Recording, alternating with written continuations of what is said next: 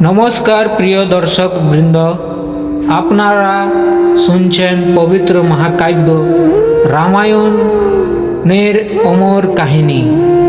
গত পর্বে আমরা শুনেছিলাম কিভাবে শ্রীরাম তাড়কা বধ করে ঋষিদের রক্ষা করলেন।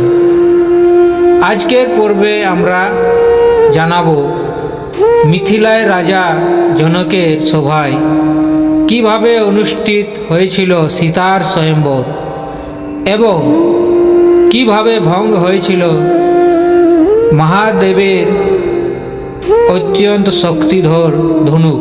চলুন শুরু করা যাক আজকের পবিত্র কাহিনী। তাড়কা বধের পর মহর্ষি বিশ্বামিত্র রাম ও লক্ষণকে নিয়ে পৌঁছলেন মিথিলা নগরীতে। সেখানে রাজা জনক আয়োজন করেছিলেন তার কন্যা সীতার স্বয়ম্বর।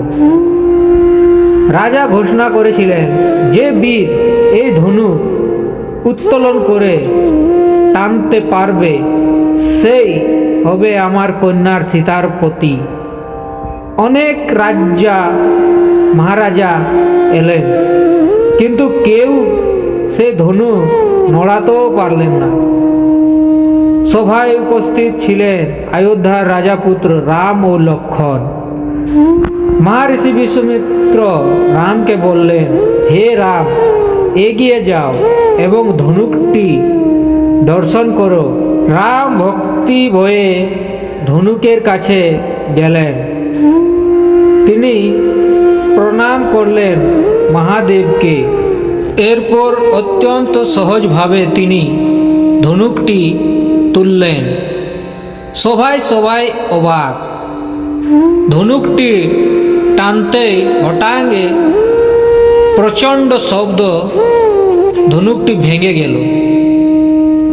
পুরো সভা কেঁপে উঠল। দেবতারা আকাশ থেকে পুষ্পবৃষ্টি করতে লাগলেন। রাজা জনক আনন্দে বললেন, আজ আমি সত্যিই ধন্য। আমার কন্যা সীতার জন্য যোগ্য বর পেয়েছি। সীতা লজ্জাভাবে এসে রামের গলায় মালা পরালেন। এভাবে সম্পন্ন হলো ঐতিহাসিক স্বয়ম্বর। সেই মুহূর্তে শুধু দুইটি হৃদয়ের মিলন নয়, দুটি মহান আত্মার মিলন ঘটেছিল। এই মিলন ছিল ধর্ম, সত্য ও ন্যায়ের প্রতিষ্ঠার প্রথম পদক্ষেপ। এই ছিল আজকের পর্ব সীতার স্বয়ম্বর ও শিব ধনুক ভেঙে পবিত্র কাহিনী।